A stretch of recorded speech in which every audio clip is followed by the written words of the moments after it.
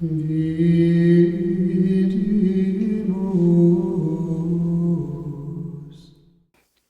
Pater, si non potest calix, the communion chant for Palm Sunday.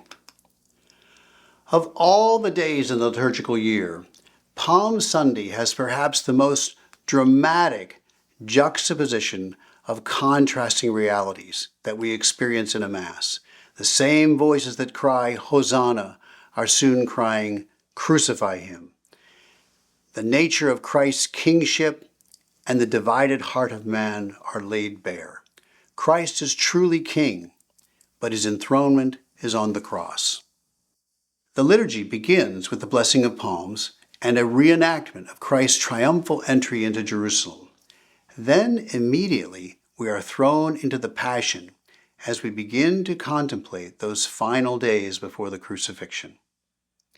In this light, the communion chant is a poignant challenge for us.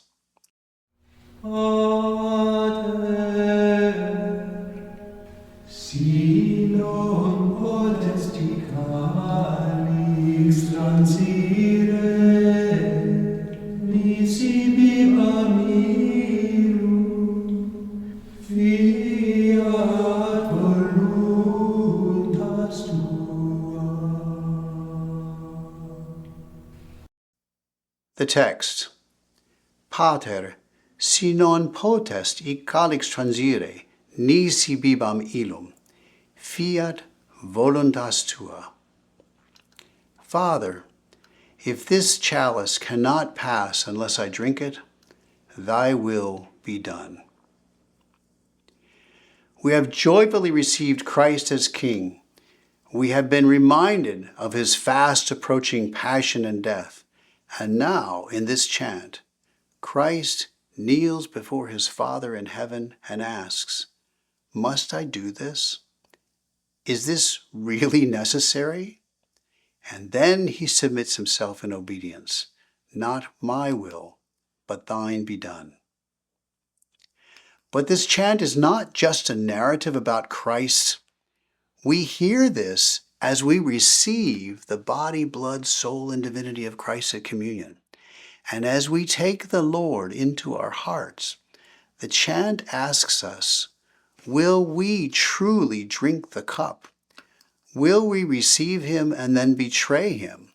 Or will we submit ourselves in total obedience to the will of our Father in heaven, regardless of the cost? The music of this chant is simple, but touchingly expressive in this heart-wrenching moment as we listen to a distressed son speak to his father.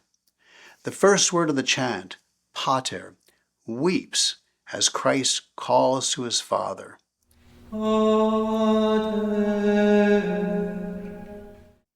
In the remainder of the first phrase, we can feel the tension rise as Christ sees the impending suffering in the cup that he must drink. Si non potest calix transire, nisi bibam illum. And finally, the chant settles calmly as Christ gives himself fully to the will of his Father, knowing that obedience to his Father will restore him in the glory that was his before time began. Fiat voluntas tua. And this chant lays that same reality before us. Can we drink the cup that God has given us? Can we submit ourselves fully to him that we might receive that reward that was to be ours before we were ever born? Vidimus.